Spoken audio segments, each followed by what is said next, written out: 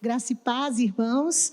Nesse dia tão lindo que o Senhor fez para nós, vamos louvar ao Senhor juntos. Eu te convido a ficar de pé, a cantar conosco. Hoje a nossa equipe está maior e nós estamos com alegria em poder servir ao Senhor. Vamos cantar Então Se Verá o Filho do Homem.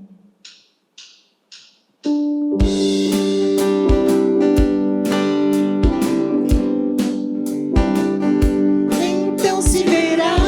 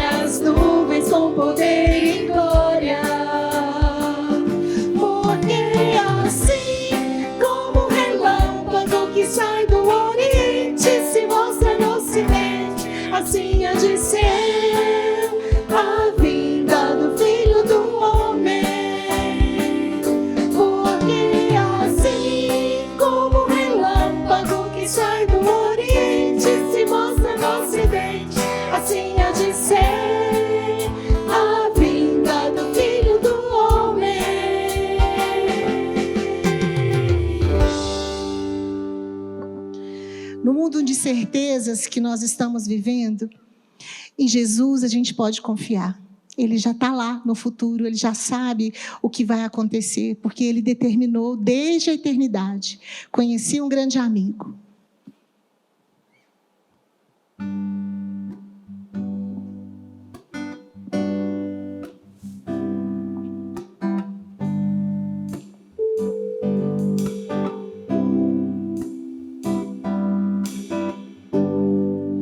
Conheci um grande amigo,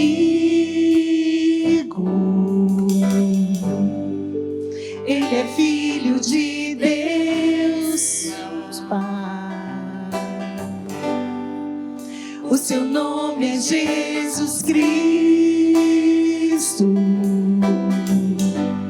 nele a gente pode confiar.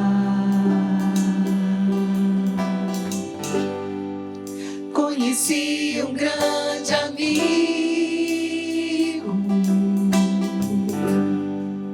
Ele é filho de Deus, Pai. O seu nome é Jesus Cristo, nele a gente pode confiar.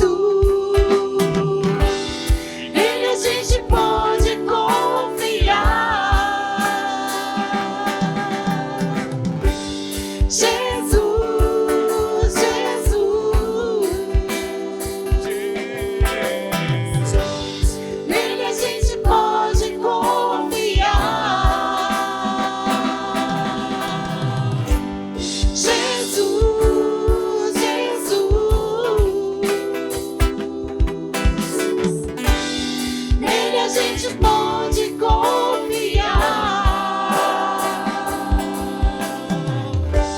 Você só pode ser feliz tendo Jesus no coração. Você só pode ser feliz tendo Jesus no coração.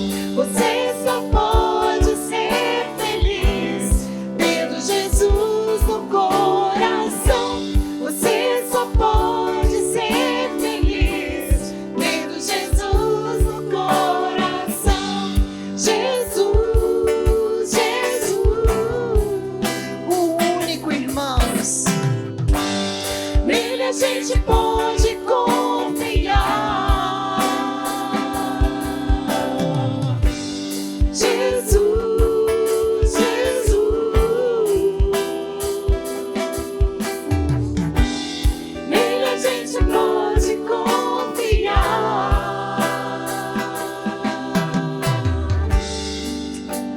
Amém. Vamos juntos cantar o hino Crer e Observar, um hino lindo, uma música, uma letra profunda, irmãos. Vamos louvar ao Senhor.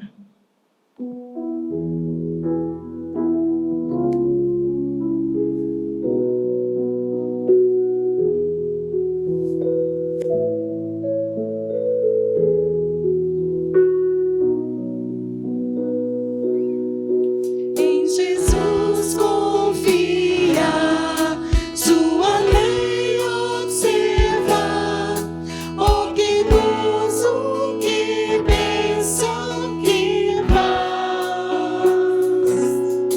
Satisfeito guarda tudo quanto ordena, alegria perene nos traz. E observar tudo quanto ordena, o fiel obedece ao que Cristo manda. O inimigo falaz, a calúnia mordaz, Cristo sabe desprestigiar. Nem tristeza, nem dor, nem intriga maior pode o crente fiel abalar.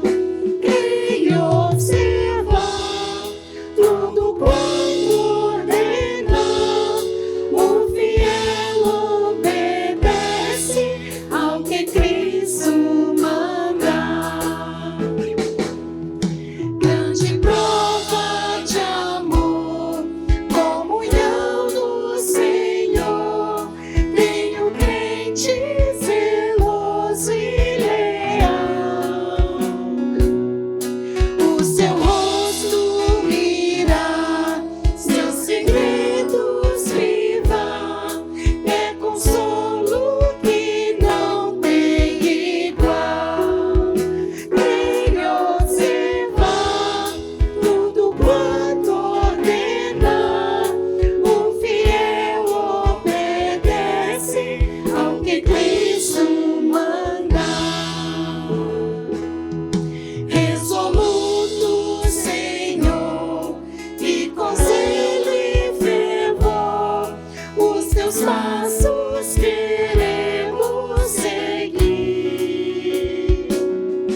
Teus preceitos guardar, o teu nome exaltar, sempre a tua vontade cumprir. Crer e observar tudo quanto ordena, o fiel obedece ao que Cristo manda. Vamos orar. Senhor, muito obrigado, ó Deus, que o Senhor faça com que sejamos servos, ó Deus, que queremos cumprir os teus estatutos, queremos cumprir a tua lei, a tua vontade, aquilo que alegra o teu coração, ó Deus. O Senhor pode nos capacitar, Perdoa os nossos pecados, ó Deus, e abre as nossas mentes, os nossos corações, para que possamos ouvir a Tua palavra, ó Deus, e guardar. Que possamos escrever em nossas mentes e nossos corações aquilo que o Senhor quer para nós. E seja conosco no dia de hoje, é o que eu lhe peço em nome de Jesus. Amém. Olá, irmãos, bom dia. Eu quero saudar todos com a graça e com a paz de Jesus. E eu quero convidar você para que você possa abrir comigo a sua Bíblia no texto de Gênesis, capítulo 5, versos 28 ao verso 32. Gênesis, capítulo 5, verso 28 ao verso 32. Iremos ter uma devocional. E eu quero então, à luz dessa passagem e da história ou da narrativa de Noé, pensar um pouco com os irmãos nessa manhã. Gênesis capítulo 5, versos 28 ao verso 32. Diz assim: Lameque viveu 182 anos e gerou um filho. Pôs-lhe o nome de Noé, dizendo: Este nos consolará dos nossos trabalhos e das fadigas de nossas mãos, nessa terra que o Senhor amaldiçoou. Depois que gerou a Noé, viveu Lameque 595 anos e teve filhos e filhas. Todos os dias de Lameque foram 777 anos e morreu. Era Noé da idade de 500 anos e gerou a Sem, Cã e Jafé. Queridos, a história de Noé, ela é uma história marcante, significativa. É uma história que revela a graça de Deus e que revela o juízo de Deus. É uma história que naturalmente faz parte desta ação graciosa de Deus e que vai, obviamente, apontar e direcionar lá à frente para a obra de Cristo Jesus. Afinal de contas, tudo que nós encontramos na Escritura aponta para a pessoa de Cristo. Quando Deus fez o homem, ao fazer Adão e fazer Eva, Deus fez uma aliança com o homem, dizendo a ele que ele não deveria comer de um determinado fruto, de uma árvore que estava no meio do jardim. O fato que, naquela ocasião, esta ordem de Deus, ela pressupunha uma aliança. Adão deveria obedecer para que pudesse, portanto, experimentar a vida eterna. Se ele desobedecesse, ele traria sobre si a morte, pois esta era a ordem de Deus. Nós bem conhecemos a história e nós sabemos de que Adão pecou. E ao pecar, Adão trouxe sobre si a culpa. E essa culpa se tornou, portanto, a culpa também da humanidade. E com o pecado de Adão, trouxe também a corrupção, ao ponto dessa corrupção alastrar-se por toda a sociedade. Só para ter uma ideia, a queda de Adão é descrita aqui no capítulo 3 de Gênesis. Logo no capítulo 4, nós encontramos um primeiro homicídio. O filho de Adão e Eva, Caim, mata o irmão Abel. E então a história vai descrevendo ao ponto de revelar-nos de que o homem se afastou completamente de Deus. O homem se afastou completamente do Senhor. E chegou a um ponto, por exemplo, de total calamidade de pecados. É dentro deste mundo, dessa narrativa, que nós, portanto, encontramos a história de Noé. E então, no texto que nós lemos, é descrito que Noé é filho, portanto, de Lameque, e que ele, portanto, foi pai de Sem, Cã e Jafé. E nessa manhã, portanto, eu quero pensar com os irmãos um seguinte tema. O que a experiência de Noé pode nos ensinar em nossos dias? O que a experiência de Noé pode nos ensinar em nossos dias? Mas antes da gente entender ou aplicar essa história para os nossos dias, eu quero convidar você a você observar como que era o mundo que Noé estava inserido. Quais eram as características do mundo que Noé vivia. Nós temos uma tendência de achar que, como crentes, como cristãos, nós vivemos o tempo mais difícil, mais complexo.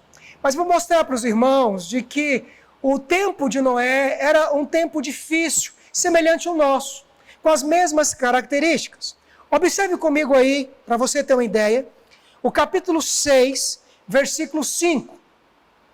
Diz assim: viu o Senhor que a maldade do homem se havia multiplicado na terra e que era continuamente mal todo o desígnio do seu coração. Viu o Senhor que a maldade do homem se havia multiplicado na terra e que era continuamente mal todo o desígnio do seu coração. Então percebo, primeiramente, que o mundo no qual Noé vivia era um mundo corrompido moralmente. Percebo que de Adão a Noé, o homem se perdeu, ao ponto de Deus olhar para a humanidade e ver que esta maldade havia se espalhado, havia se multiplicado, ao ponto do coração do homem se tornar um coração extremamente, completamente corrompido. Daí então, o mundo no qual Noé vivia era um mundo corrompido moralmente. Uma segunda característica que podemos perceber do tempo e do mundo de Noé, nós podemos encontrar aqui no capítulo 4, uma outra narrativa anterior, mas que descreve exatamente esta corrupção da humanidade. Observe comigo aí o capítulo 4, versos 23 e 24. Diz assim o texto: e disse Lameque às suas esposas, Ada e Zilá, ouvi-me, vós mulheres de Lameque, escutai o que passo a dizer-vos. Matei um homem, porque ele me feriu, e um rapaz, porque me pisou. Entendo que o Lameque do capítulo 4 não é o mesmo Lameque do capítulo 5. O Lameque do capítulo 5 é o pai de Noé, é apenas um outro indivíduo com o mesmo nome. Mas eu quero descrever para você que o mundo não era apenas moralmente corrompido, mas uma segunda característica é que o ser humano perdeu completamente o seu valor. O texto então descreve que Lameque, ele matou alguém porque ele feriu, e uma outra pessoa porque ele pisou. Percebo que não havia justiça, não havia equidade aqui. Portanto, não havia justiça neste mundo no qual Noé estava inserido.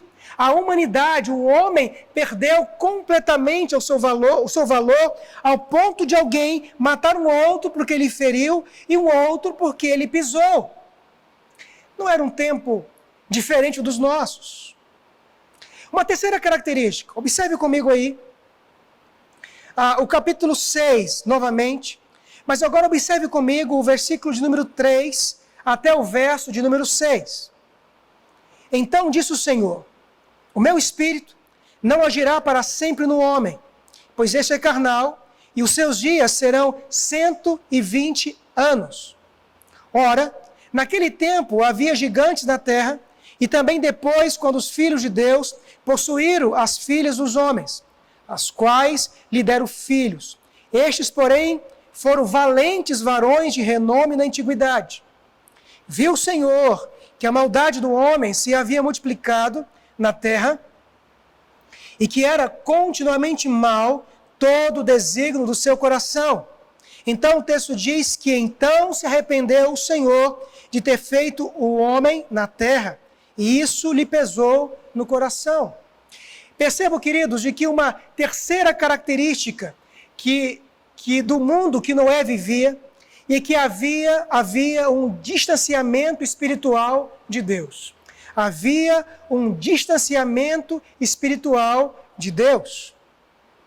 O versículo 3 diz, Deus narrando e dizendo: o meu espírito não agirá para sempre no homem, pois esse é carnal, e os seus dias serão de 120 anos. Aqui nós podemos entender esse verso de duas formas. Podemos entender que esses 120 anos seria um limite pelo qual o homem iria viver, pois a narrativa do capítulo 5 descreve que os homens viviam muito mais do que isso. Mas podemos entender estes anos também como sendo uma descrição do juízo de Deus. Quando Deus chamou Noé para fazer a arca, ele tinha 500 anos, e quando a arca estava pronta, ele tinha 600 anos. Então podemos também deduzir que Deus estabeleceu um prazo, então, para derramar o seu juízo. Mas o fato é que o texto, então, vai descrever que o homem se distanciou de Deus. O homem, então, se afastou de Deus. O homem, então, se distanciou daquilo que Deus esperava dele. Observe comigo aí o capítulo 5 de Gênesis. Diz assim o texto: este é o livro da genealogia de Adão. No dia em que Deus criou o homem, à semelhança de Deus o fez. Homem e mulher os criou e os abençoou. E lhe chamou pelo nome de Adão no dia que foram criados. Viveu Adão 130 anos e gerou um filho à sua semelhança, conforme a sua imagem. E lhe chamou Sete. Depois que gerou a Sete, viveu Adão 800 anos e teve filhos e filhas.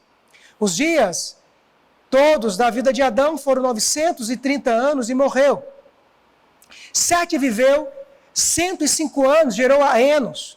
Depois que gerou a Enos, viveu 807 anos e teve filhos e filhas. Todos os dias de Sete foram 912 anos e morreu. Enos viveu 90 anos, gerou a Cainã. E depois que gerou a Cainã, viveu Enos 815 anos e teve filhos e filhas. Todos os dias de Enos foram 905 anos e morreu.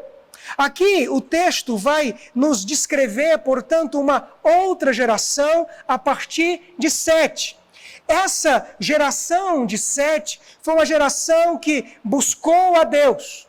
Portanto, o texto nos descreve, no capítulo 6, versículo 1, como se foram multiplicando os homens na terra, e lhe nasceram filhas, vendo os filhos de Deus, que as filhas dos homens eram formosas, tomaram para si mulheres, as que entre todas mais lhe agradaram. Daí então podemos deduzir que esses filhos de Deus é a descendência de Sete, e esses filhos dos homens, ou essas filhas dos homens, é a descendência de Caim. Portanto, essas duas descendências se misturaram e houve uma profunda corrupção na terra. Daí então podemos entender e dizer e afirmar que o tempo no qual Noé vivia, havia sim um distanciamento espiritual de Deus. Perceberam, queridos? Que as características do mundo de Noé, do tempo de Noé, são as mesmas características dos nossos tempos. Noé viveu num mundo moralmente corrompido. Nós vivemos num mundo moralmente corrompido. O que é cantado no mundo secular, o que é produzido no mundo secular, retrata um mundo corrompido moralmente. Vivemos num mundo violento e num mundo que não há justiça. A mesma semelhança no qual encontramos no tempo de Noé. Nós vivemos num mundo onde há um profundo distanciamento de Deus. Vivemos num tempo onde as pessoas estão longe dos valores e daquilo que Deus espera delas. Portanto, o nosso tempo é um tempo semelhante ao tempo de Noé. O tempo de Noé é um tempo semelhante ao nosso tempo. Daí então, como eu disse, eu quero pensar com os irmãos o que a experiência de Noé pode nos ensinar em nossos dias. Daí então, eu quero te chamar agora a atenção para que você possa perceber na atitude ou nos atos que Noé teve nos seus dias. É claro, queridos, de que a nossa referência não é Noé.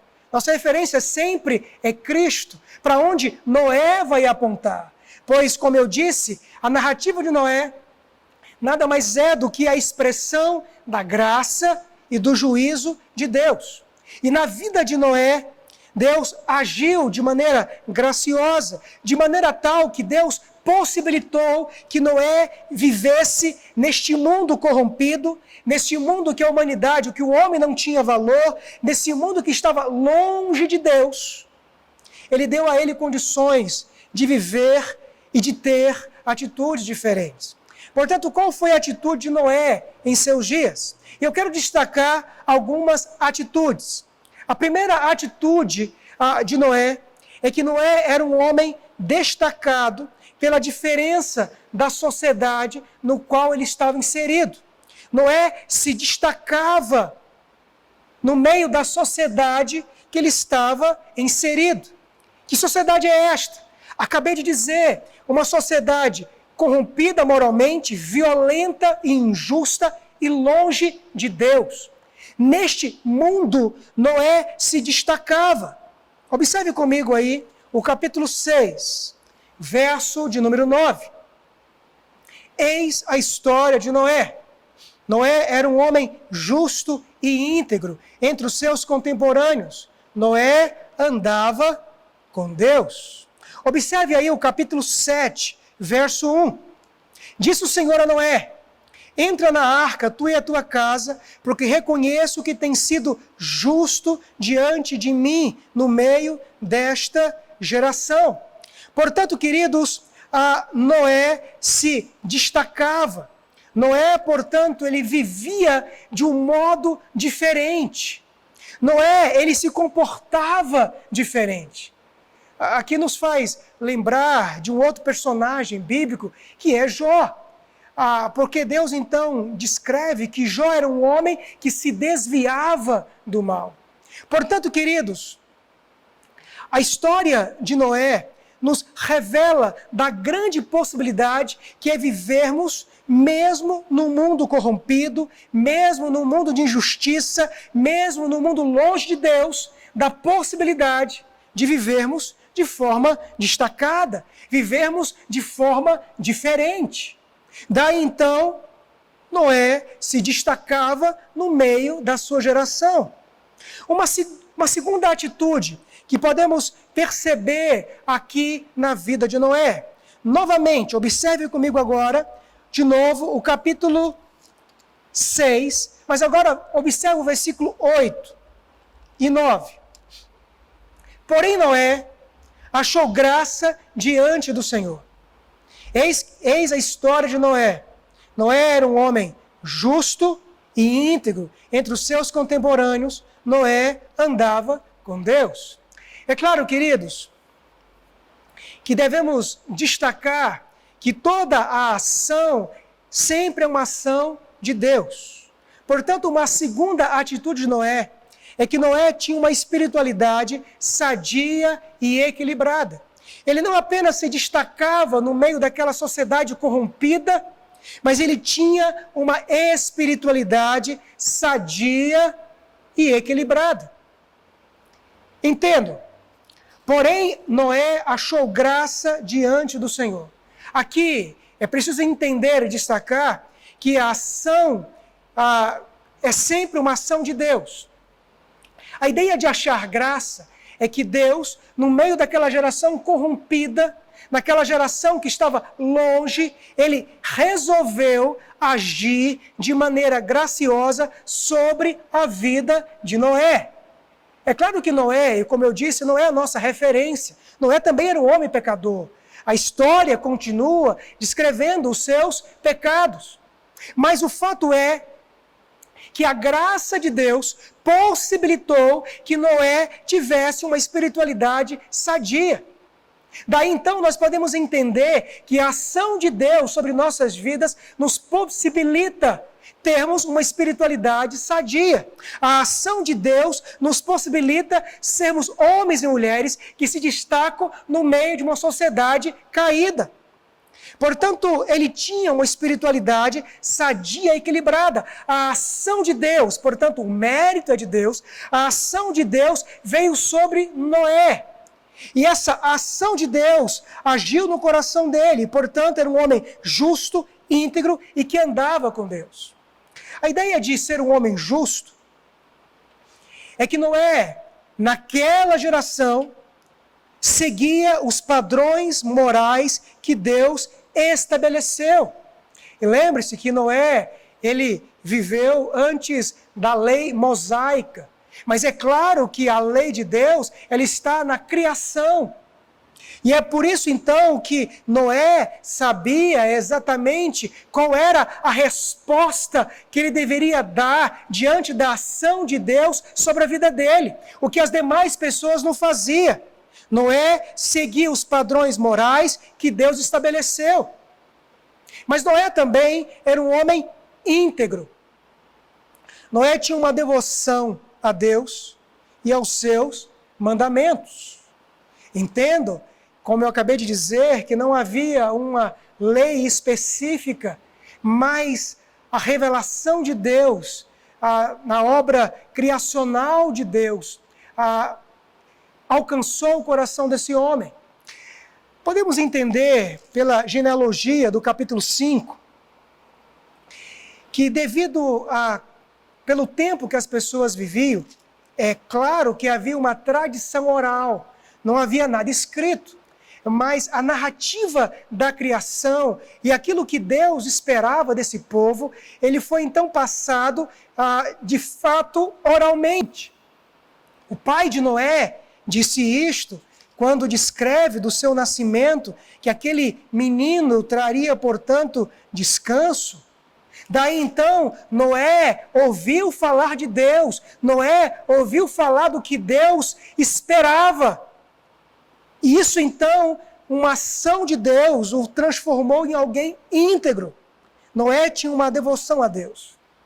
E uma terceira característica que o texto nos diz é que Noé andava com Deus, ele tinha uma comunhão íntima com Deus. Portanto, eu digo que Noé reagia à ação de Deus. Deus andava com Noé e Noé andava com Deus. A ação primária é de Deus, mas ao agir, ele reagia. Portanto, Noé andava com Deus porque Deus andava com Noé. E como Deus andava com Noé, ele reagia. Portanto, ele vivia em comunhão com Deus. Então, queridos, naquela geração, naquele mundo corrompido e caído, Noé se destacava. E Noé tinha uma espiritualidade sadia. Uma terceira atitude de Noé, nós podemos então ver no capítulo 6, versículo 22. Diz assim: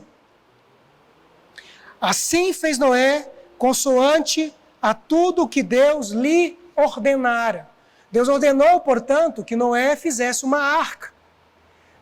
E ele mandou fazer uma arca, com toda probabilidade, no seco ali, sem ter qualquer rio perto, sem ter chuva. Veja, que coisa gloriosa e até meio estranha. Deus diz, faça uma arca, e uma arca grande, longa. Capítulo 7, verso 5. E tudo fez Noé segundo o Senhor lhe ordenara. Portanto, queridos, uma terceira atitude de Noé no meio daquela geração é que ele era obediente à vontade de Deus. Observe comigo uma passagem. Vá lá para o livro de Hebreus, capítulo 11, verso 7. Hebreus, capítulo 11, verso 7.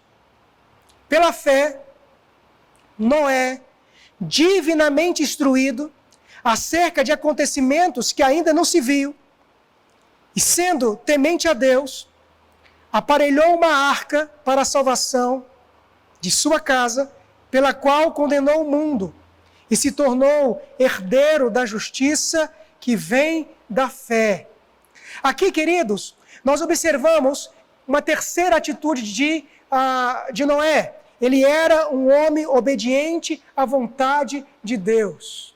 E aqui, então, nós podemos entender que obediência e fé estão relacionados. Entenda uma coisa. Fé não é confissão positiva. Fé não é a minha declaração daquilo que irá acontecer. Fé não é eu falar alguma coisa e esperar que Deus faça. Fé é exatamente o oposto. É acreditar naquilo que Deus falou. Fé é confiar naquilo que Deus estabeleceu. Portanto, fé não é eu dizer para que Deus faça, mas eu fazer aquilo que Deus mandou. É por isso que só é possível obedecer quando se tem fé.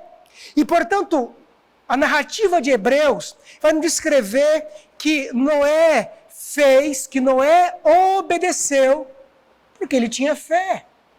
Deus, portanto, mandou construir uma arca longe da água, longe, talvez, de rios, distante de tudo isto, mas ele creu.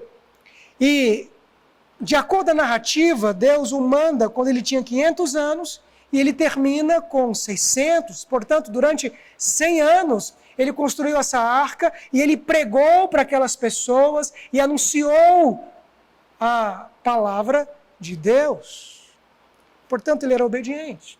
Daí então, queridos, percebam essa descrição que falei para os irmãos. Noé vivia num mundo corrompido, num mundo injusto e, de fato, num mundo longe de Deus. Nesse mundo, Noé se destacava. Noé era alguém que tinha uma espiritualidade sadia, e Noé é alguém que obedecia porque cria na palavra de Deus. Portanto, uma obediência atrelada à fé, uma confiança no Senhor. Aí então, eu quero concluir tentando te levar, ou com uma intenção de levar você a perceber que nós podemos, de fato, aprendermos com essa experiência. Porque entendo, do mesmo modo que a graça veio sobre Noé para moldá-lo, para transformá-lo, para fazê-lo ser um homem ímpio e justo, essa mesma graça nos alcançou. A mesma obra no qual a obra de Noé aponta, que é a obra de Cristo, também veio sobre nós. Agora, nós somos os chamados por Deus. Nesta geração, nós somos como Noé. A mesma graça que o moldou, a mesma graça que o possibilitou, a mesma graça que o transformou, é a mesma graça que está sobre nós. Portanto, o mundo no qual nós vivemos é um mundo semelhante àquele. Portanto, as mesmas possibilidades que Noé viveu e experimentou, é a mesma possibilidade que nós podemos experimentar hoje. Porque estamos debaixo da mesma graça. A mesma ação meritória de Cristo. Pois o mesmo Cristo que está sobre nós era o mesmo Cristo que estava sobre Noé. É o que 1 Pedro vai dizer claramente, capítulo 3. O mesmo Cristo que age sobre nós hoje, já agia poderosamente, ainda que não encarnado, na vida de Noé. É a mesma graça. A graça que nos possibilita. Portanto, a gente precisa pensar sobre aquilo que o Senhor espera de nós. Aí então eu quero concluir. Diante dessa narrativa toda que disse nessa manhã, trazendo algumas aplicações. Primeira delas. Primeiro, é preciso sermos sinceros com o que temos sido e como de fato temos agido. Irmãos, não podemos nos enganar vivendo uma vida cristã de brincadeira ou de mentira. Não é possível ser um crente ou um cristão nominal, um crente mais ou menos, ou nós somos crentes ou de fato nós não somos. Ou assumimos a vida cristã ou a negamos. É claro que cada uma dessas decisões trazem as suas respectivas consequências. Mas é preciso, portanto, que nós tomemos um posicionamento. Diante de nós está a graça e precisamos sermos sinceros, como tem sido a nossa vida. Uma segunda aplicação. O mundo está corrompido desde o início da história humana. Eu acabei de dizer isto. Desde que Adão pecou, portanto, o mundo está caído, injusto, ele está completamente corrompido. Portanto, nós não podemos criar desculpas para justificar os nossos pecados e os nossos erros. Nós não podemos nos moldar à cultura vigente e afirmar que todo mundo faz assim. Acabei de descrever um exemplo de alguém que foi objeto da graça de Deus e que viveu num mundo semelhante ao nosso, de forma diferente. O mundo sempre, ou a partir de Adão, ou da queda de Adão, está corrompido, e assim será. Precisamos recorrer ao auxílio do Senhor para que nos ajude a vivermos nossa vida cristã, gerando influência no nosso meio, mas é preciso pararmos de justificar os nossos pecados. É preciso pararmos de justificar os nossos erros, porque o mundo está caído. Terceira aplicação. Precisamos ter uma espiritualidade sadia e equilibrada. E ela não vai cair do céu numa bandeja de ouro. É claro, queridos, que Deus opera em nós, tanto querer como realizar. E se Deus não fizesse isto, não havia qualquer possibilidade de fazermos qualquer coisa, porque Ele age que há possibilidades. Mas também nos cabe desenvolvermos a nossa salvação. Ora, é preciso que a gente compreenda claramente que precisamos ler a Escritura, participar do culto ao Senhor, viver uma vida experimentando e participando daquilo que Deus requer de cada um de nós. Entendo de que não há possibilidade alguma de fazermos qualquer coisa sem a ação de Deus. Noé foi o que foi porque a graça agiu sobre ele. Portanto, a referência não é Noé, o mérito não é de Noé. O mérito e toda a glória é a graça que veio sobre ele, como também veio sobre nós. A graça de Deus nos possibilita. Ele efetua em nós o querer como realizar. Mas é preciso que a gente reaja. E é por isso que a Escritura vai dizer que devemos desenvolver a nossa salvação. Em outras palavras, eu preciso reagir à ação de Deus. Eu preciso ser levado ao convencimento de que preciso ler a Escritura, viver a Escritura, pautar a minha realidade pela palavra de Deus. Ser crente, queridos, ser crente, não é pautar a nossa realidade pela realidade do mundo vigente, da cultura vigente, mas pautar a realidade pela Escritura. Pensando nos nossos dias, a minha convicção política, a minha relação conjugal, a criação dos meus filhos, os valores que devem nortear a minha vida, devem estar pautados pela Escritura. Aquilo que vejo na internet, as músicas que escuto, aquilo que bebo e como, de fato deve refletir aquilo que o Senhor fez na minha vida. Deve refletir uma espiritualidade equilibrada, sadia. É preciso que nós compreendamos aquilo que Deus espera de nós. E por fim, queridos, uma quarta aplicação. Obedecer a Deus é sinônimo de fé. Precisamos aprender a obedecer a Deus. Isso muda a nossa história. Veja, Noé obedeceu e a família inteira, e nós também fomos salvos. Pois Deus trouxe o juízo, mas trouxe a graça na vida de Noé, que aponta para Jesus, que é a graça, mas que também vai trazer o juízo. Mas entendo, só é possível obedecer a Deus tendo fé confiando no Senhor. Mas eu volto a dizer, não confunda fé com confissão positiva. Muitas e muitas pessoas não obedecem. Muitas e muitas pessoas não fazem aquilo que Deus quer, porque não confiam. Porque desconfio que vai lhes faltar alguma coisa, que na hora do vamos ver, na hora H, não terá de fato o auxílio.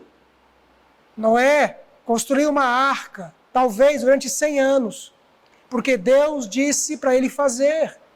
Portanto, obedecer a Deus é sinônimo de fé. E a fé, queridos, vem pelo meu andar com Deus, por meio da Escritura. Quanto mais eu o conheço, mais eu confio nele. E quanto mais eu confio, mais eu obedeço. Quanto mais o Senhor diz para mim o que devo fazer, mais eu faço.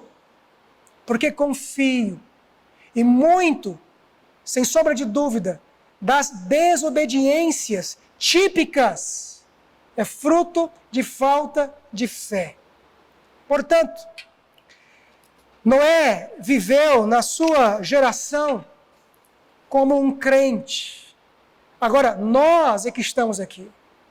Nós que nos encontramos aqui.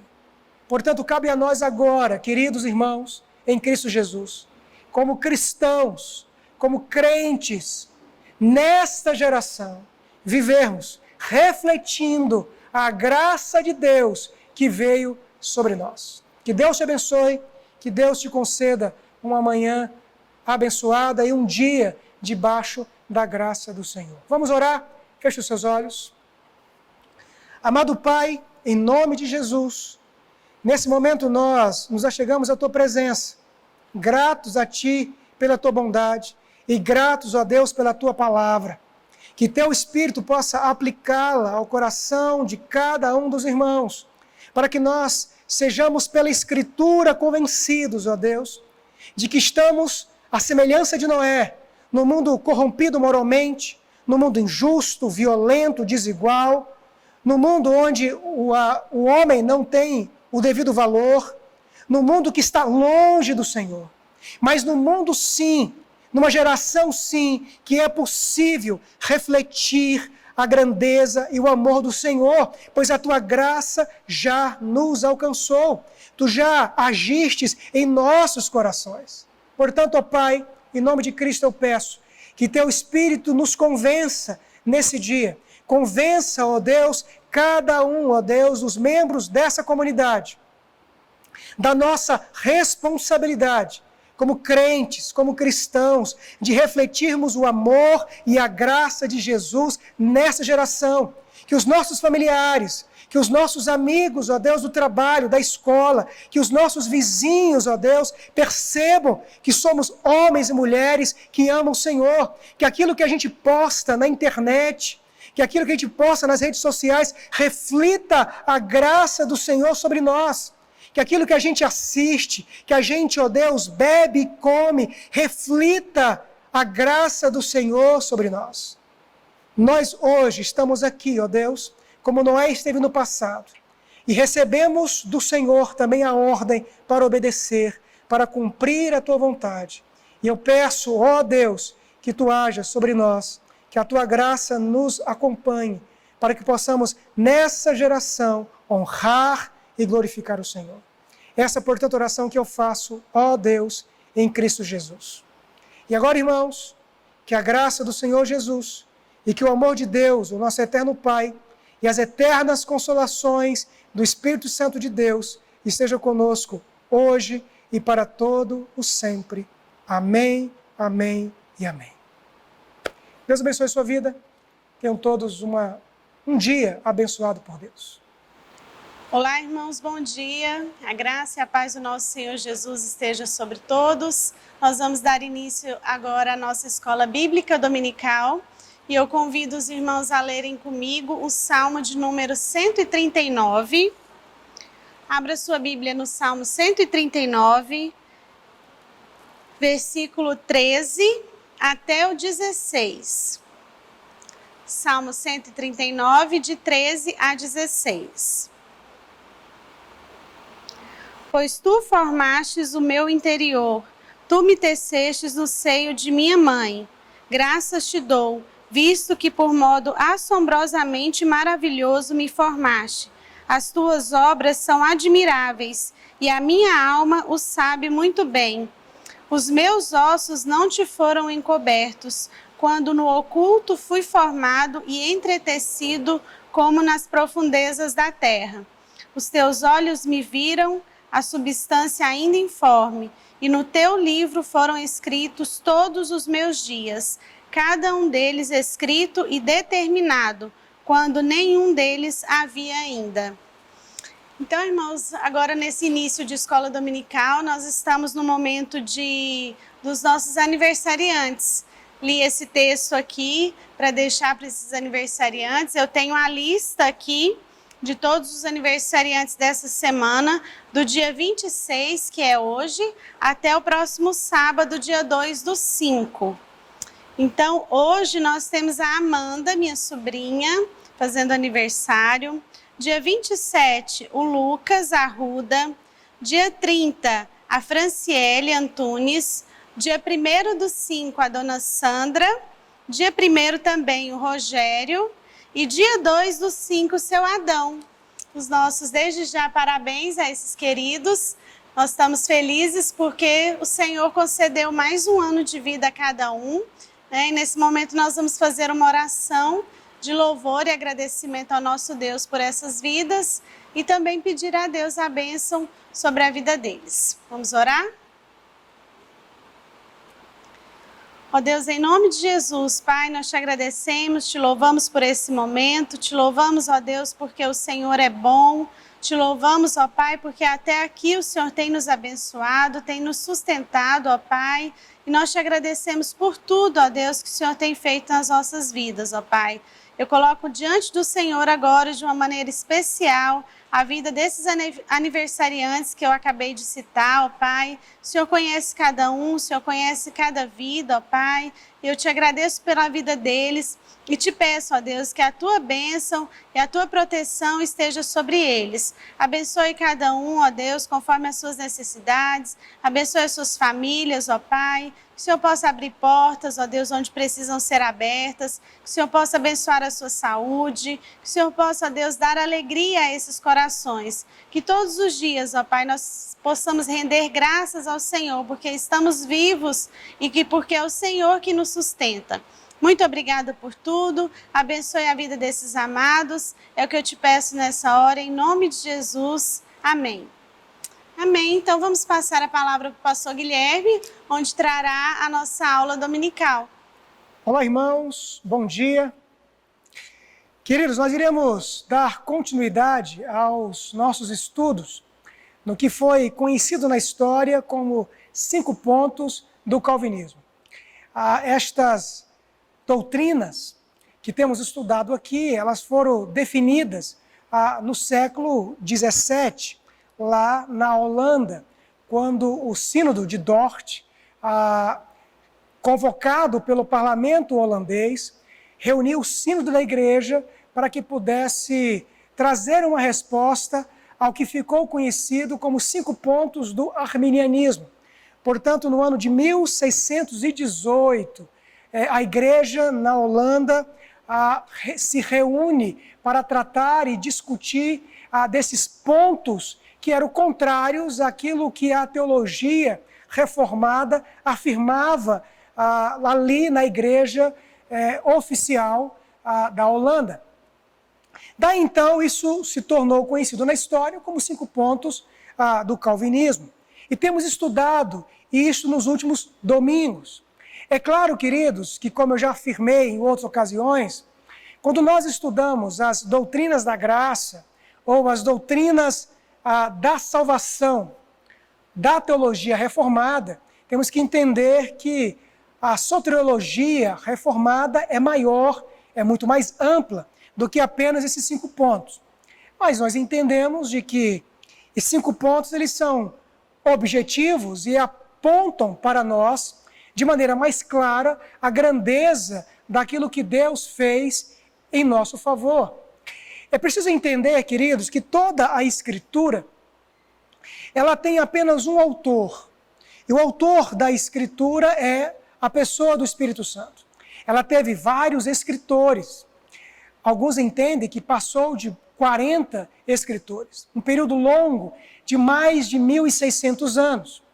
Mas a Escritura, ela foi, portanto, desenhada e escrita pensando num personagem central, e o personagem dela é Jesus Cristo. Daí então, tanto o começo de Gênesis como o final em Apocalipse aponta para o mesmo personagem. Tudo aquilo que a Escritura descreve aponta para Jesus. Isso descreve uma mente única, que é a mente do Espírito Santo. Daí então, queridos, nós podemos entender que a Escritura nos conta uma história da redenção. Essa história, ela é narrada, ela é observada dentro da história cotidiana. Nas histórias que aconteciam, o Senhor se revelou e o Senhor se mostrou apontando para Jesus. Quando você vê a história de Abraão, por exemplo, ele sendo mandado por Deus para que pudesse sacrificar o seu filho, aquele ato histórico aponta para a obra de Cristo Jesus, o cordeiro que substitui a Isaac. Quando você vê a história da criação do tabernáculo, do templo, todas essas histórias apontam para Jesus. Daí então, a Escritura nos fala dessa doutrina, ou ela nos aponta essa história da redenção, que está atrelado à obra de Cristo Jesus. Daí então, o que estamos fazendo aqui é apenas mostrando alguns pontos, resumidos, é claro, da grandeza daquilo que Cristo fez. E esses 5 pontos do calvinismo, ou esses 5 pontos da doutrina da graça, ou da teologia reformada, eles foram produzidos, construídos para combater, como eu acabei de dizer, os 5 pontos do arminianismo. Nesse caso específico, nós estamos argumentando e ensinando os irmãos de que esses pontos eles têm uma lógica. E foi exatamente isso que nós estudamos nos domingos anteriores. Daí então, eu quero fazer um resumo dos 4 pontos que nós apresentamos e vamos finalizar hoje então com o 5º ponto, que é conhecido como perseverança dos santos. O meu desejo sincero é que você possa entender esses pontos e entender de maneira clara o amor de Deus sobre a sua vida. Você é um homem pecador, você é uma pessoa que naturalmente é indigna, mas a graça redentora de Deus te alcançou. E quando nós compreendemos isto, quando nós entendemos isto, o nosso coração encontra alento e paz. O nosso coração encontra sossego por saber que a salvação não está atrelada à minha capacidade, não está atrelada à minha competência, não está atrelada àquilo que eu sou. Isso também nos faz ser mais humildes, pois paramos de olhar para nós mesmos em achar que somos bons e olhamos agora para Jesus, como eu acabei de dizer, que é o personagem central de toda a Escritura. Pois toda a Escritura aponta para Cristo. Aponta para aquilo que Cristo fez em nosso favor. Portanto, estudar doutrina não é algo humano. Lembre-se que o apóstolo Paulo disse para Timóteo que ele deveria cuidar da doutrina. Cuidar dele, claro, mas também da doutrina. É claro que a Escritura também diz que existem doutrinas humanas de homens, doutrinas que os homens moldam e criam para satisfazer o seu próprio ego. Mas nós entendemos que as doutrinas da graça, que as doutrinas no qual nós afirmamos e declaramos como teologia reformada, elas são bíblicas. Nós não entendemos e temos plena convicção de que é a verdade de Deus. Houve na história um famoso pregador batista chamado Charles Spurgeon. Ele falou uma coisa muito interessante. Ele falava o seguinte: não é novidade, então, o que prego. Nenhuma doutrina nova. Gosto de proclamar aquelas doutrinas fortes e antigas que são apelidadas de calvinismo, mas que são segura e certamente a verdade de Deus revelada em Jesus Cristo. Então, o que Spurgeon disse é o que nós de fato cremos. O que estamos afirmando é apenas doutrinas que foram apelidadas de calvinismo. Mas nós entendemos que são de fato doutrinas da reforma, são doutrinas reformadas, são doutrinas do Evangelho, são doutrinas da Escritura. E só para fazer uma ressalva importante, o próprio termo calvinismo, como Spurgeon disse, é apenas um apelido mesmo, porque Calvino já havia morrido há muito tempo, quando, de fato, estes pontos foram forjados. Nós estamos falando de doutrinas, ou de 5 pontos que foram trabalhados no século XVII, e Calvino é do século XVI. E Calvino, de fato, estava na Suíça, e o que foi trabalhado aqui foi na Holanda. Portanto, como disse Spurgeon, são apenas um apelido, apenas um termo. Particularmente, eu prefiro tratar disto como sendo doutrinas da graça, para que não atrelemos a um indivíduo. Pois, quando nós olhamos em indivíduos, nós temos sempre que reconhecer que o indivíduo não é o importante. Nós somos apenas instrumentos da ação de Deus. Apenas instrumentos. Calvino foi instrumento, Lutero foi instrumento, Zwinglio foi instrumento, Spurgeon foi instrumento, nós somos instrumento. Mas toda a glória e todo o mérito é sempre de Jesus.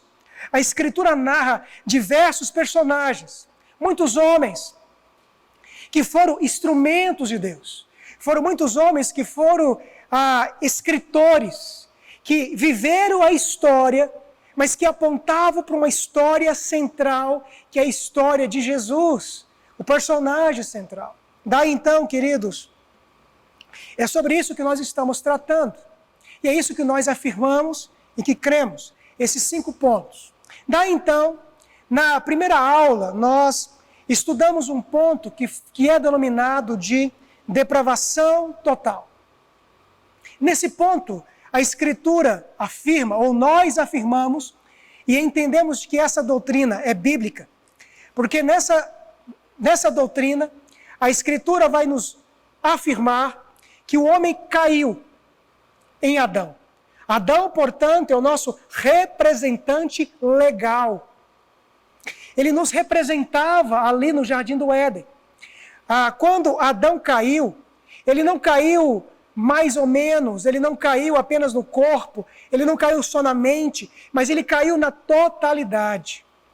Ele caiu no seu corpo, na sua alma, a sua mente, as suas motivações, o seu desejo. E Adão recebeu a culpa do seu pecado, pois Deus havia dito a ele que se ele comesse do fruto, ele morreria. Portanto, ele morreu. A comunhão de Adão e Eva com Deus afastou-se. Houve então uma morte espiritual. É claro que, por ser ele nosso representante federal, a culpa de Adão recai sobre toda a humanidade. Mas não apenas a culpa, mas também a corrupção. O texto de Gênesis nos narra que Adão caiu ali, Gênesis capítulo 3, e logo imediatamente os filhos, um filho mata os filhos de Adão, um mata o outro, Caim mata Abel, para caracterizar como que a corrupção foi generalizada. Gênesis capítulo 6 descreve que toda a humanidade estava caída, ao ponto de Deus mandar um juízo do dilúvio. Então a doutrina da depravação total, ela afirma a total incapacidade do homem de se achegar-se a Deus. Portanto, ela é contrária à doutrina do livre-arbítrio. Entenda uma coisa, meu irmão. A palavra livre-arbítrio, ela é uma expressão teológica. Portanto, ela não é uma expressão que você encontra na Bíblia. É uma expressão que retrata um conceito teológico. Livre-arbítrio nada mais é do que a capacidade que o homem tinha, no caso Adão e Eva, de fazer escolhas espirituais, escolhas em relação a Deus, sem qualquer tipo de interferência. Ele era tão bom que não precisava de uma ação nele para que ele pudesse fazer o bem em relação a Deus. No momento que Adão caiu, e ele caiu na sua totalidade, é claro, ele perdeu o que nós chamamos de livre-arbítrio. Por isso a Escritura nos aponta para a doutrina da total depravação. Isso não quer dizer que o homem não preste, ou que o homem seja completamente ruim. Não. Mas é o fato de que o pecado alastrou-se por todas as faculdades humanas. O corpo, a alma, as emoções, os sentimentos, as motivações, os desejos, tudo aquilo que o homem produz é maculado pelo pecado. Portanto, o homem, ele se tornou escravo do pecado, e a Escritura, portanto, diz que ele se tornou morto espiritualmente. Ele nasce morto espiritualmente. Aí alguém pode perguntar, então o homem não é livre? Nós não temos liberdade? Sim, nós temos liberdade, e é o que nós denominamos de livre agência. Mas com um detalhe interessante. A nossa liberdade está atrelada à nossa natureza. Nós não conseguimos ir além da nossa natureza. Você faz escolhas o tempo inteiro, mas as suas escolhas sempre pendem, normalmente, são maculadas pelo pecado.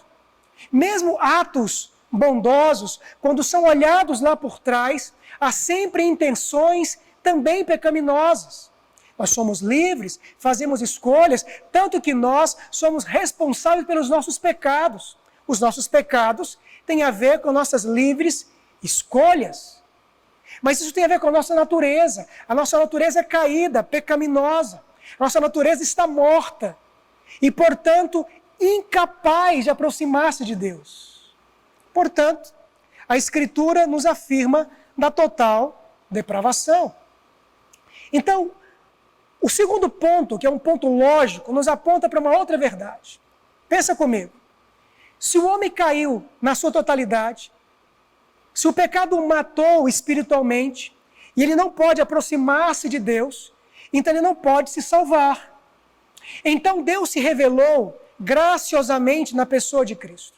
Mas, antes de Cristo vir, morrer, pagar o débito, Deus resolveu eleger. Se Deus tivesse eleito a todos, todos seriam salvos. Mas alguém pergunta, mas se ele elegesse a todos, mas as pessoas então não querem se salvar. De fato, as pessoas não querem se salvar. O homem ama o pecado. Mas se a eleição ela fosse universal, geral, é claro que todos iriam se salvar. Mas se a eleição, de fato, ela é condicional, nos aponta para o fato de que Deus colocou a nós algum elemento condicional para que pudesse gerar em nós uma possibilidade de salvação. Mas o que a teologia vai mostrar, e a Escritura mostra claramente, já que o homem estava completamente morto, Deus resolveu eleger. Mas ele elegeu de maneira incondicional. Por uma questão lógica. Se o estado do homem é caído, se a depravação é total, ou seja, alcançou todas as faculdades humanas, isso pressupõe claramente que se Deus colocasse qualquer condição, o homem não iria se salvar. Portanto, a eleição ela não é condicional. A eleição ela é incondicional. Deus resolveu salvar pelo beneplácito da sua própria vontade. É claro, queridos, de que essa doutrina da eleição gera no coração de muitas pessoas dúvidas, medo, insegurança. Mas essas inseguranças e dúvidas são coisas que você não deve alimentar no seu coração. Você, que é um servo de Deus, precisa entender e compreender que o mérito é sempre de Cristo. E essa eleição, ela gera em nós um conforto e uma paz para a nossa alma. Mas o ponto que quero destacar é aquilo que já tratamos em outra aula, é de que o homem caído não poderia se salvar. Não se salvando, Deus não colocou nenhuma condição, pois qualquer condição que Deus colocasse, o homem não poderia se salvar. Portanto, Deus resolve na eternidade eleger. E ao eleger, ele elege de maneira incondicional. Portanto, Deus resolve simplesmente salvar. E ao salvar, ele não coloca condições, pois se colocasse, ninguém poderia se salvar. Aí então, há um terceiro ponto, que talvez é mais fácil entender o aspecto da eleição. Se Deus elegeu, e foi isso que eu comecei a dizer, mas ficará mais claro agora, se Deus elegeu, vem uma pergunta, ele elegeu então a todos? Se ele elegeu a todos, por que todos não se salvam? Aí alguém vai responder assim, mas porque as pessoas não querem. Mas a pergunta é, alguém naturalmente quer? É claro que não, pois o primeiro ponto que nós estudamos descreve claramente que todos caíram. A Escritura diz que o pecado se alastrou e todos morreram. E se todos morreram, não há mais em nenhum ser humano o fôlego do desejo de buscar a Deus. Portanto, o terceiro ponto aponta para uma expiação limitada. Ou seja, Cristo morreu pelos eleitos. Portanto, a expiação limitada nos revela claramente que a eleição incondicional, ela também foi específica. Ele não elegeu a todos, mas entre a humanidade, ele resolveu eleger um grupo específico. Agora, um detalhe. Ele não elegeu porque viu, porque olhou o futuro e viu que alguém poderia fazer alguma coisa boa. Porque se nesse caso a eleição seria condicional. Mas como eu já afirmei muitas vezes, se ele colocasse qualquer condição, ninguém se salvaria, porque todos estavam mortos. Portanto, os eleitos incondicionalmente, por estes, Cristo vem e expia. Ele se coloca no lugar, ele substitui essas pessoas. Portanto, Cristo morreu pela igreja. E quando eu falo igreja aqui, eu estou me referindo à igreja como povo, não no aspecto institucional ou com os vários nomes que hoje ela tem, mas igreja no sentido de povo, no qual ele salvou e resgatou. Normalmente, os arminianos entendem que Cristo não morreu para salvar ninguém. É como se ele abrisse uma porteira e entra quem quer. Mas essa doutrina arminiana, ela se torna incoerente, pois se isso fosse verdade, se Cristo abrisse uma porteira, ninguém entraria, porque estão todos mortos, é o que a Escritura diz. Naturalmente, o coração do homem não pende para Deus, porque ele não tem mais o livre-arbítrio. A natureza dele pende para o pecado. Portanto, seria completamente incoerente essa ideia. É por isso que a expiação, ela é objetiva nesse caso. Cristo morreu para salvar os eleitos. Alguém pergunta assim, mas será que Cristo não seria capaz de salvar a todos? É claro que sim. O sangue de Cristo, ele é suficiente para salvar todo o mundo. Mas ele é eficaz. Ele é objetivo na vida ou para a vida daqueles que Deus elegeu. É claro, irmãos, de que nesse caso específico, a doutrina da eleição é muito mais ampla do que aquilo que estou apenas dizendo aqui. Isso é claro. Isso será um assunto para uma outra ocasião.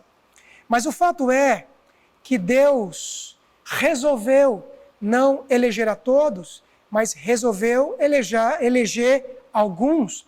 Quando me refiro a alguns, pressupõe que é menor do que aqueles que se perdem, pensando aqui na figura que Cristo utilizou da porta estreita e da porta larga, do caminho estreito e caminho largo, mas o fato é que A eleição, ela é uma eleição específica e incondicional. E então Cristo vem e paga o débito destes que ele morreu.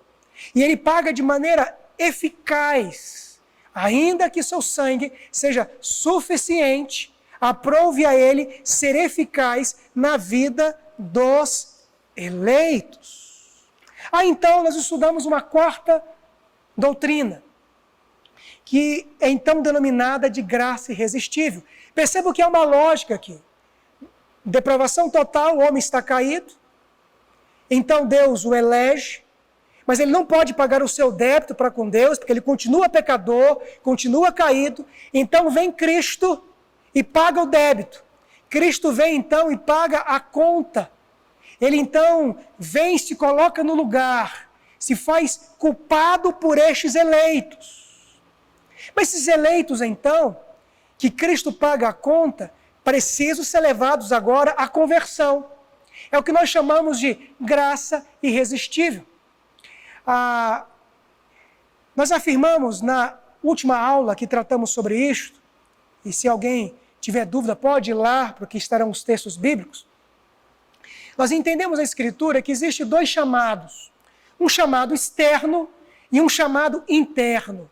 O chamado externo é quando o evangelho é pregado para as multidões, a semente é lançada. A parábola do semeador diz isto: saiu o semeador a semear, ele lança a semente. E a semente cai em muitos terrenos, à beira do caminho, entre espinhos, cai entre as rochas, mas cai também no lugar apropriado. Portanto, este chamado externo é o anúncio do Evangelho. E como o Evangelho tem sido anunciado? Mas há um chamado interno, que é a obra do Espírito Santo. Entendo a lógica. A humanidade inteira caiu, toda a humanidade caiu e toda ela é indigna. Deus poderia deixar todos caídos, mas Deus resolveu manifestar graça e juízo. Ele resolveu manifestar graça na vida daquelas pessoas que ele resolveu eleger. Já disse, se ele não elegesse de maneira incondicional, ninguém se salvaria. Se ele colocasse condição, ninguém se salvaria. Então ele resolveu eleger de maneira incondicional, agir com graça. Os demais que ele não elegeu, ele resolveu derramar o seu juízo. Deus simplesmente deixou que estes vivam como eles querem viver. Eles amam o pecado, gostam do pecado, anseiam pelo pecado e, portanto, Deus os rejeitou. Para estes que Deus elegeu incondicionalmente, ele resolveu agir com graça. Cristo vem, sofre, ele obedece a vida inteira, é o que nós chamamos de obediência ativa de Jesus, e ele é levado à cruz, o que nós chamamos de obediência passiva. Cristo paga a conta desses eleitos, ele sofre, se coloca no lugar. A Escritura inteira nos conta essa história. Aponta para uma expiação limitada. Por estes, Cristo morre de maneira eficaz. Ainda, como eu disse, que o sangue seja suficiente para todos. O Espírito Santo sabe, claro, é Deus, é eterno, quem são os eleitos. E sabe por quem Cristo morreu. Vem então o Espírito Santo e de maneira eficaz, irresistível, ele fala no coração dessas pessoas. Na última aula eu citei, por exemplo, o caso de Lídia. O livro de Atos nos narra a história de quando Paulo estava pregando, o coração de Lídia estava sendo preparado, trabalhado pelo Espírito Santo para entender o Evangelho. Portanto, é o Espírito que, na ordem da salvação, faz o que nós denominamos de regeneração. Há uma pregação externa que, portanto, é usada pelo Espírito Santo para falar de maneira direta ao coração do eleito e daqueles que Cristo morreu por eles ou por elas, as pessoas nesse caso. Nesse caso, é o que nós denominamos de graça irresistível. Por que graça irresistível? Porque o coração do eleito, quando o Espírito Santo de Deus vem, ele vem de maneira tão poderosa que ele age no coração desses eleitos, que os convence da obra de Jesus, e eles, portanto, se entregam a Cristo Jesus. Mas um detalhe aqui. O Espírito Santo de Deus, ele não força a vontade humana, ele não entra na marra, mas é um detalhe. Ela é irresistível, porque aqui há um milagre da salvação. Certa vez os discípulos perguntaram para Cristo em relação ao aspecto da salvação, e então eles afirmaram que isso então seria impossível. Aí Cristo responde, aquilo que para os homens é impossível, para Deus não é. O que o Espírito Santo faz? Quando a mensagem é pregada no coração dos eleitos, no coração daqueles que Cristo morreu, o Espírito Santo mexe, age no coração desse homem. Eu gosto de dizer que é como se o Espírito Santo mexesse uma chavinha. Ele age lá no íntimo, lá onde o coração do homem, onde nenhum homem pode ir. O Espírito Santo vai de maneira poderosa, que quando o Evangelho é pregado, isso entra no coração do homem, e o homem voluntariamente, porque quer, ele vai a Jesus. Aí eu volto a dizer, ele vai porque houve uma ação de Deus. Porque naturalmente, onde o homem está, ele não consegue ir, porque ele está morto. Portanto, há uma ação do Espírito Santo gerando vida, ele gera a vida. É como se o coração do homem fosse um barro endurecido, e o Espírito Santo vem, primeiramente, e ele amolece, ele prepara esse barro para receber o tratamento. Portanto, quando a palavra é pregada, esse chamado ele é eficaz no coração do homem. O homem vai reagir se arrependendo, crendo em Cristo Jesus. Mas o fato é que no coração do eleito a graça é irresistível. Eu volto a dizer, ele não vai obrigado. Ele vai porque quer, mas ele vai. Ele vai porque o Espírito Santo agiu no seu coração de maneira poderosa. É a graça de Deus fazendo um milagre no coração do homem. Mas com um detalhe glorioso. É irresistível. Aí alguém pode perguntar assim, mas quantas e quantas pessoas resistem? Sim, o homem resiste ao Espírito Santo, todos os não eleitos resistem. O Evangelho está sendo pregado pelos 4 cantos deste mundo. E há muitas pessoas que rejeitam. E rejeitam porque quer. Eles rejeitam porque amam o pecado. Eles não rejeitam simplesmente por pura ignorância. Claro, estão mortos, mas eles não querem a Deus. E eu e você queremos a Deus porque o Espírito Santo agiu de maneira gloriosa no nosso coração. Ele moveu lá no íntimo e voluntariamente a gente foi a Ele. Mas o homem resiste a Deus, o incrédulo resiste a Deus, o ímpio resiste a Deus, o não eleito resiste ao Espírito Santo. Mas o eleito, aqueles pelos quais Cristo morreu, pela graça dele, e pelo amor dele, a graça, ela é irresistível. Que bênção, queridos. Saber que toda a glória e todo o mérito é dele, que estávamos mortos, mas ele nos resgatou e ele nos chamou. Daí então, nós entramos no 5º ponto, pois a obra de Deus é perfeita. Veja, o homem que estava morto, ele levanta. Mas nós ainda estamos num estado de um já e um ainda não. Ainda caímos e ainda pecamos. Só que um detalhe interessante. Um eleito de Deus, que Cristo morreu, ele é tentado e pode cair em pecado, mas ele não pode apostatar da fé. Por quê? Pois o Deus que começou a obra, nos tirando da morte, é o mesmo Deus que age em nós, nos fazendo perseverar até o fim. Veja que obra gloriosa ele faz por nós. É o que nós chamamos de perseverança dos santos. E aí então eu quero destacar algumas passagens bíblicas que nos afirmam exatamente isto. Romanos capítulo 8. A partir do verso 28, diz assim: Romanos capítulo 8, verso 28. Sabendo que todas as coisas cooperam para o bem daqueles que amam a Deus, daqueles que são chamados segundo o seu propósito. Muitas pessoas interpretam esse texto como todas as coisas cooperam para o bem, diferente daquilo que o texto quer nos levar. Todas as coisas cooperam para o bem daqueles que amam a Deus.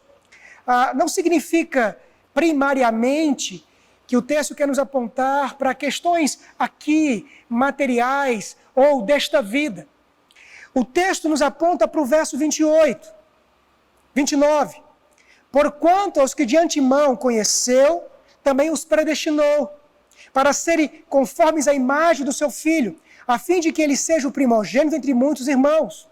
E os que predestinou, a estes também chamou. E aos que chamou, a estes também justificou. E aos que justificou, a estes também glorificou. Portanto, o verso 28 fala assim, todas as coisas cooperam, ou seja, Deus utiliza de todos os meios, de todas as questões para cooperar, para que no fim o eleito pelo qual Cristo morreu persevere.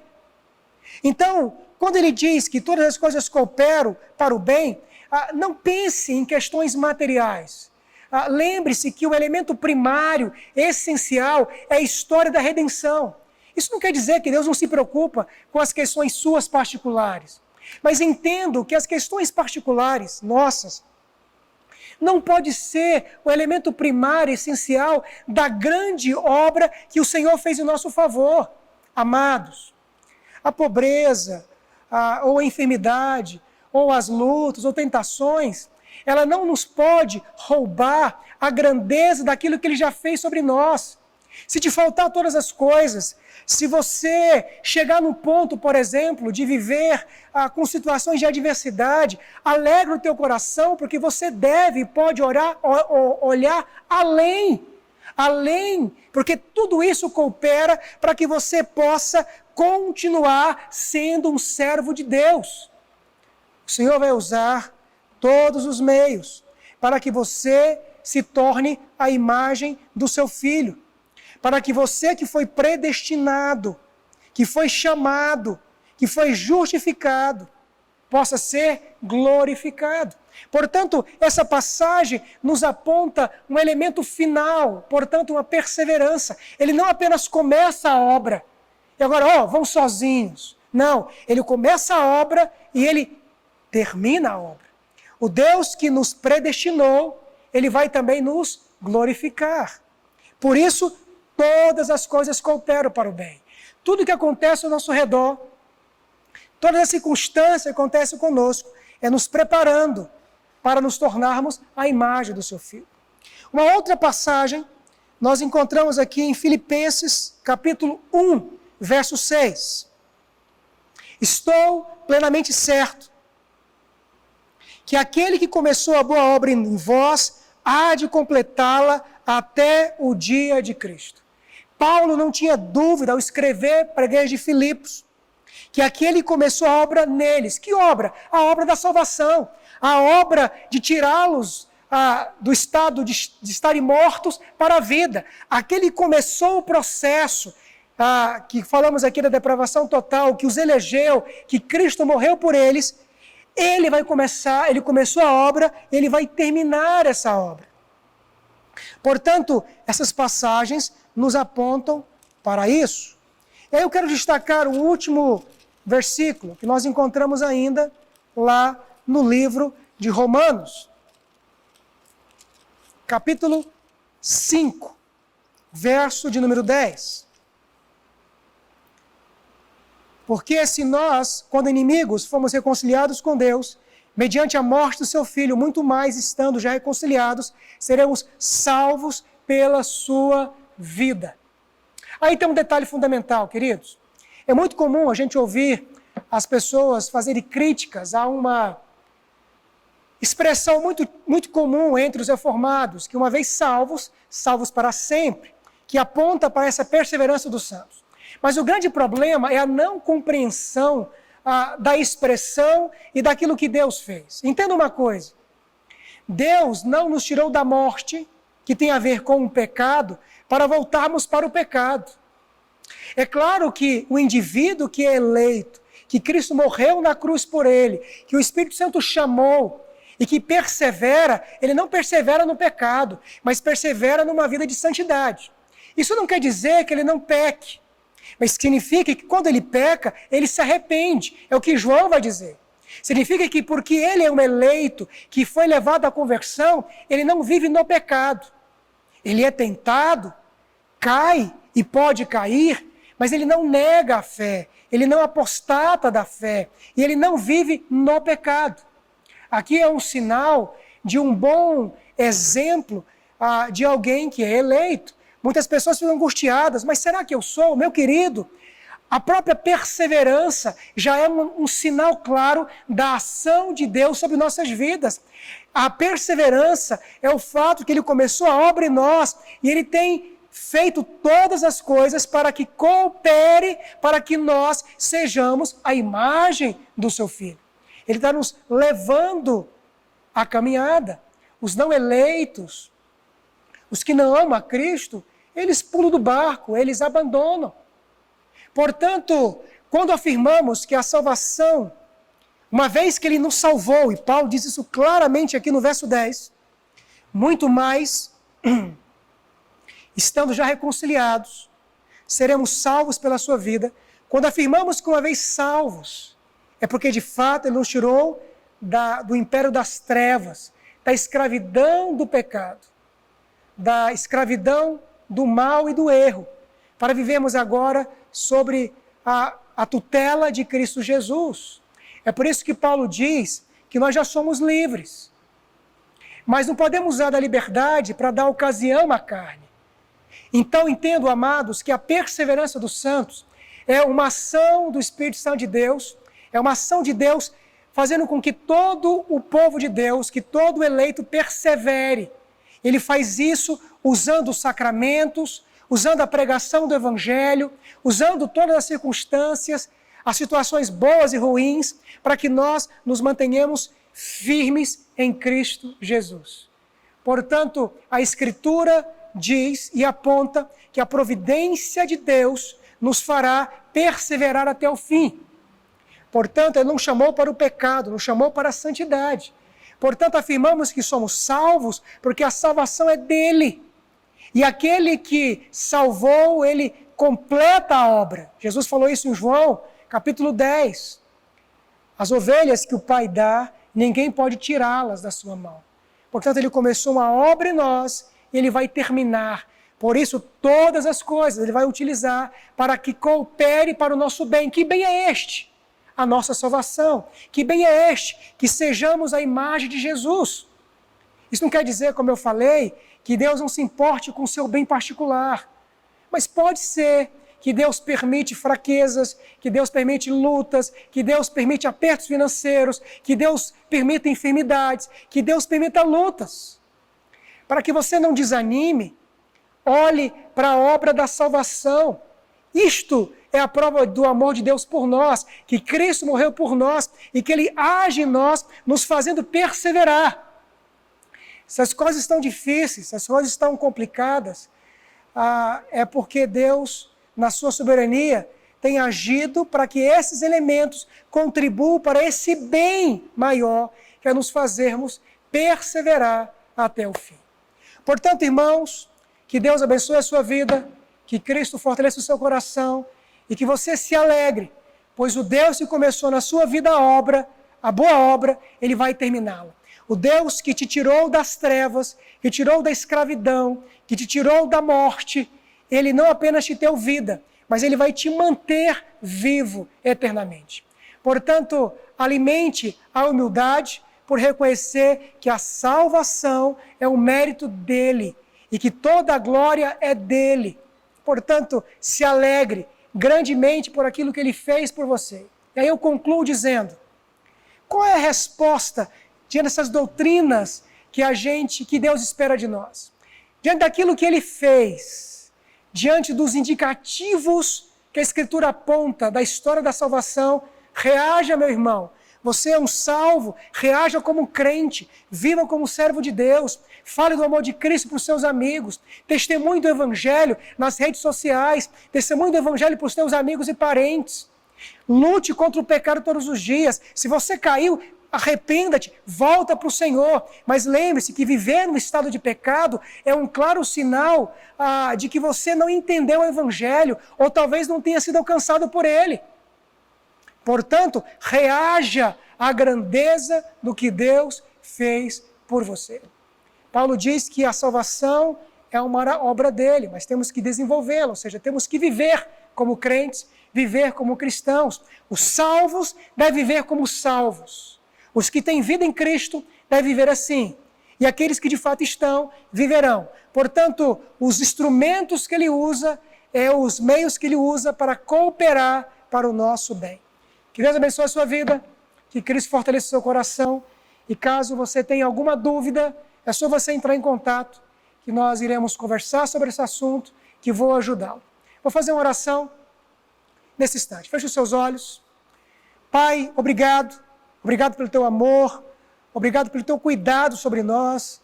Obrigado, ó Deus, porque a salvação é fruto do amor e da graça do Senhor sobre cada um de nós. Que essa verdade, ó Deus, molde o nosso coração e nos faça diariamente vivermos segundo o padrão do Senhor, segundo a tua vontade. E que a certeza de que o Senhor age em nós, nos perseverando, nos faça olhar para frente, lá para frente, com o coração alegre, em saber que nós pertencemos a Ti. E quando tudo isso se acabar, nós ainda estaremos vivos com o Senhor, ó Deus, experimentando da Tua presença real. Pois o Senhor que começou em nós a boa obra vai terminá-la.